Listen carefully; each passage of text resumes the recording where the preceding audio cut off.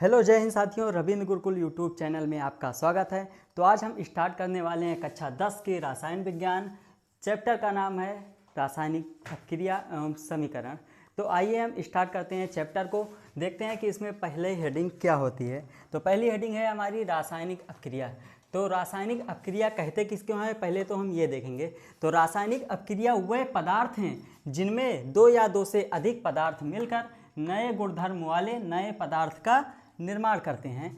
जैसे कि अभी जल को गर्म किया जाता है तो क्या बन जाता है, भाप बन जाता है। या किसी पदार्थ को जलाया जाता है तो क्या बनता है, धुआं बनता है। धुआं में क्या होता है, कार्बन डाइऑक्साइड। ये होता है हमारा रासायनिक समीकरण, इसी को हम रासायनिक अभिक्रिया बोलते हैं। तो आइए देखते हैं, उदाहरण देख लेते हैं इसके। जैसे हाइड्रोजन और ऑक्सीजन, हाइड्रोजन और ऑक्सीजन को मिलाया जाता है तो क्या बन जाता है, H2O। H2O का मतलब जल। देखिए यहाँ पे हाइड्रोजन का प्रतीक होता है H और ऑक्सीजन का होता है O। दोनों के गुणधर्म अलग अलग होते हैं और दोनों को मिलाने पर बन जाता है जल। तो इसी को हम कहते हैं रासायनिक अभिक्रिया। और यहाँ पे नोट्स में हम देखते हैं कि इम्पोर्टेंट बात है एक, रासायनिक अभिक्रिया को भौतिक विधियों द्वारा दोस्तों पलटा नहीं जा सकता। रासायनिक अभिक्रिया को भौतिक विधियों द्वारा पलटा नहीं जा सकता। जैसे कि अगर हम एक पदार्थ बना लेते हैं जिसका गुणधर्म कुछ रासायनिक अभिक्रिया में अलग है तो इसको दोबारा पुनः उसी स्थिति में नहीं लाया जा सकता। तो आइए हम आगे देखते हैं आगे वाली हेडिंग। तो आज आइए दोस्तों हम रासायनिक अभिक्रिया के कुछ अन्य उदाहरण देखते हैं। तो पहला उदाहरण आ जाता है इसमें, भोजन का पकना। तो दोस्तों भोजन का पकना एक रासायनिक अभिक्रिया है। और दूसरा उदाहरण है श्वसन। श्वसन जो हम लेते हैं, सांस लेते हैं, ये भी एक रासायनिक अभिक्रिया है। इसमें हम लेते हैं जैसे ऑक्सीजन है और हमारा बाहर आता है कार्बन डाइऑक्साइड। ऐसा नहीं है कि हम सिर्फ ऑक्सीजन ही अंदर लेते हैं, उसमें बहुत सी गैसें होती हैं, लेकिन उसकी चर्चा हम उस वाले चैप्टर में करते हैं। फिलहाल हम यहाँ पर फोकस करते हैं। तो अगला हमारा उदाहरण है दूध से दही का बनना। दोस्तों दूध से दही का बनना भी एक रासायनिक अभिक्रिया होती है। और उसके बाद में मैग्नीशियम रिबन को वायु में जलाने पर मैग्नीशियम ऑक्साइड का बनना। मैग्नीशियम रिबन को वायु में जलाने पर मैग्नीशियम ऑक्साइड का बनना दोस्तों, ये भी एक रासायनिक अभिक्रिया का उदाहरण है। तो आइए हम देखते हैं रासायनिक अभिक्रिया के दौरान होने वाले परिवर्तन। रासायनिक अभिक्रिया के दौरान होने वाले परिवर्तन को हम लोग यहाँ पर अब देखते हैं। तो आइए दोस्तों देखते हैं रासायनिक अभिक्रिया के दौरान होने वाले परिवर्तन को।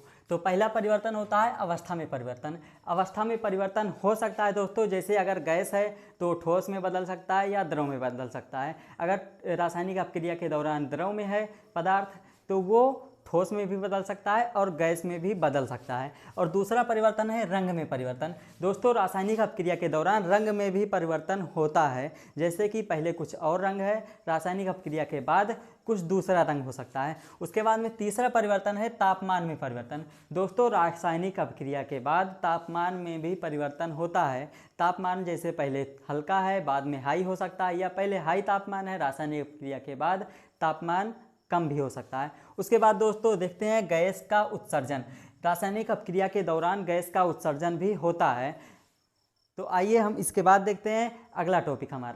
दोस्तों आइए अब हम देखते हैं कि अभिकारक किसको कहते हैं और उत्पाद किसको कहते हैं। तो आइए देखते हैं अभिकारक। सबसे पहले अभिकारक देखते हैं। तो दोस्तों अभिकारक उन पदार्थों को कहते हैं जो रासायनिक अभिक्रिया में भाग लेते हैं। जैसे कि दो पदार्थ रासायनिक अभिक्रिया में भाग लेते हैं तो उनको हम अभिकारक कहते हैं। उसके बाद में उत्पाद देखते हैं, उत्पाद किसको कहते हैं। तो जिन पदार्थों का निर्माण रासायनिक अभिक्रिया के दौरान अभिकारकों से होता है उन्हें हम उत्पाद कहते हैं। जिन पदार्थों का निर्माण रासायनिक अभिक्रिया के दौरान अभिकारकों से होता है उसे हम उत्पाद देते हैं, उत्पाद कहते हैं। तो आइए हम इसका उदाहरण देख लेते हैं दोस्तों। तो इसका उदाहरण देखेंगे जैसे मैग्नीशियम और ऑक्सीजन। मैग्नीशियम को ऑक्सीजन की उपस्थिति में गर्म किया जाता है दोस्तों। मैग्नीशियम को ऑक्सीजन की उपस्थिति में गर्म किया जाता है तो यहाँ पे प्राप्त होता है हमारा MgO, जिसको बोलते हैं मैग्नीशियम ऑक्साइड। ये हमारा हो जाता है अभिकारक। Mg मैग्नीशियम और ऑक्सीजन ये दोनों हो जाता है हमारा अभिकारक। उसके बाद में MgO मैग्नीशियम ऑक्साइड ये हो जाता है उत्पाद। दोस्तों यहाँ तक तो हमने रासायनिक समीकरण देख लिया, रासायनिक अभिक्रिया दोस्तों तो हम लोगों ने देख लिया। अब हम देखते हैं रासायनिक समीकरण किसको कहते हैं। तो आइए हम चलते हैं समीकरण की तरफ। तो दोस्तों आइए देखते हैं रासायनिक समीकरण किसे कहते हैं। तो दोस्तों देखते हैं, रासायनिक अभिक्रिया को रासायनिक समीकरण द्वारा निरूपित किया जाता है। रासायनिक समीकरण के अभिकारकों में और उत्पादों में पदार्थ के प्रतीकों जिनको सूत्र बोलते हैं का इस्तेमाल किया जाता है। प्रतीकों के साथ उनकी अवस्था को भी दर्शाया जाता है। जैसे एग्जाम्पल में देख लेते हैं, मैग्नीशियम रिबन का वायु या ऑक्सीजन में दहन करके मैग्नीशियम का ऑक्साइड बनाया जाता है। यहाँ पे हम देखेंगे एग्जाम्पल, मैग्नीशियम Mg इसका प्रतीक है, Mg मैग्नीशियम का प्रतीक है, यहाँ पे Mg ले लिया। उसके बाद में ऑक्सीजन का प्रतीक O है तो यहाँ पे O2 ले लिया। उसके बाद में इन दोनों को वायु की उपस्थिति में गर्म किया जाता है, जलाया जाता है तो मैग्नीशियम का ऑक्साइड प्राप्त होता है।